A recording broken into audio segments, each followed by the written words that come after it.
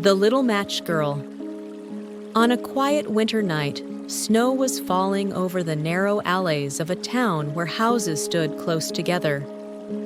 A small girl walked barefoot on the cold cobblestones.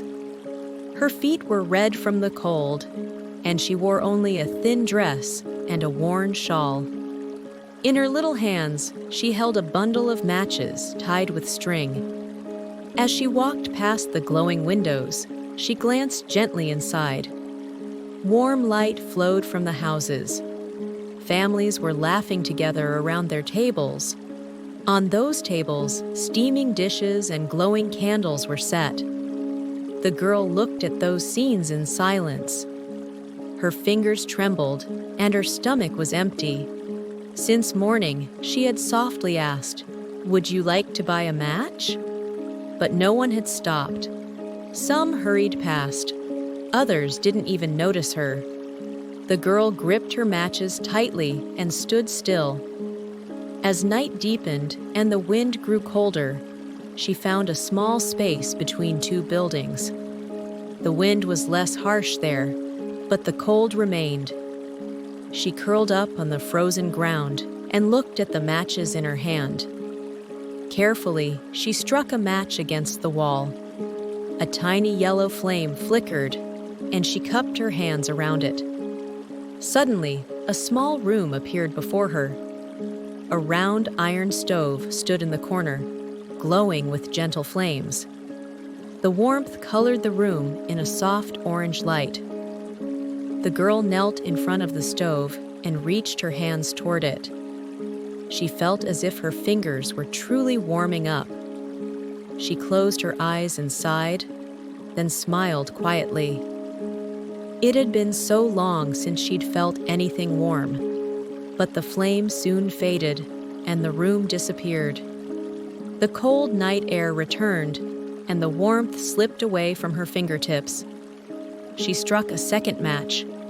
This time, a grand table appeared before her. A white tablecloth was spread across it, and steaming soup sent up sweet smells. There was crusty bread, golden roasted meat, and warm apple pie. A soft light glowed above the table, and the girl was sitting quietly in a chair. Someone gently stroked her hair and whispered, "Eat as much as you like."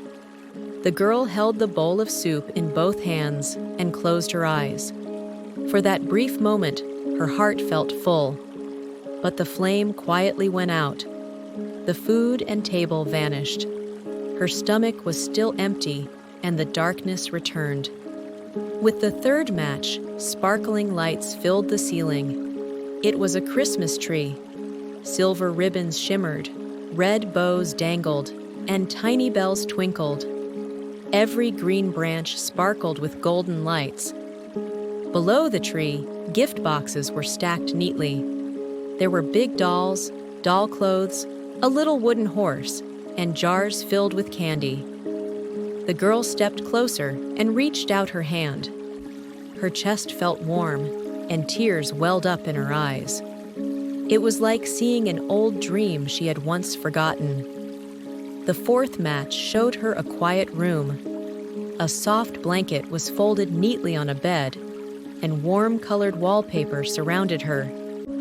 A candle flickered in the window, and outside, snowflakes floated down gently.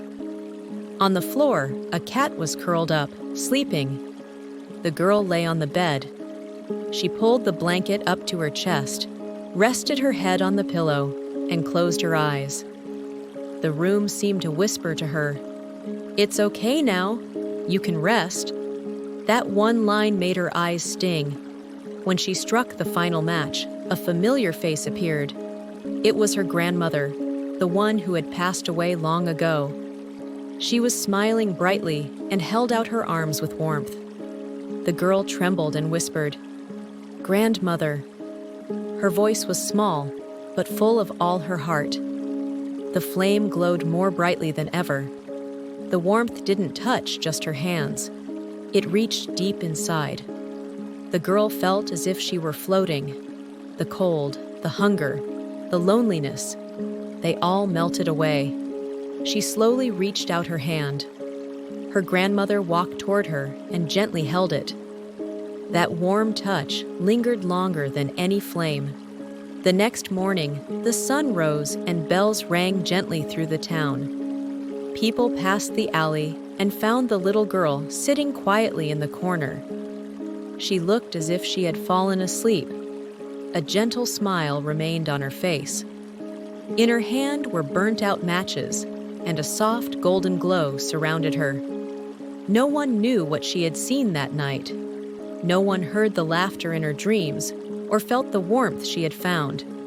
But she was no longer cold, no longer alone. They say she walked into the stars, hand in hand with her grandmother, a place where light flickered like match flames and the snow never fell. That morning, the sky glowed softly. The wind grew quiet. The world fell still, as if wrapping her in peace.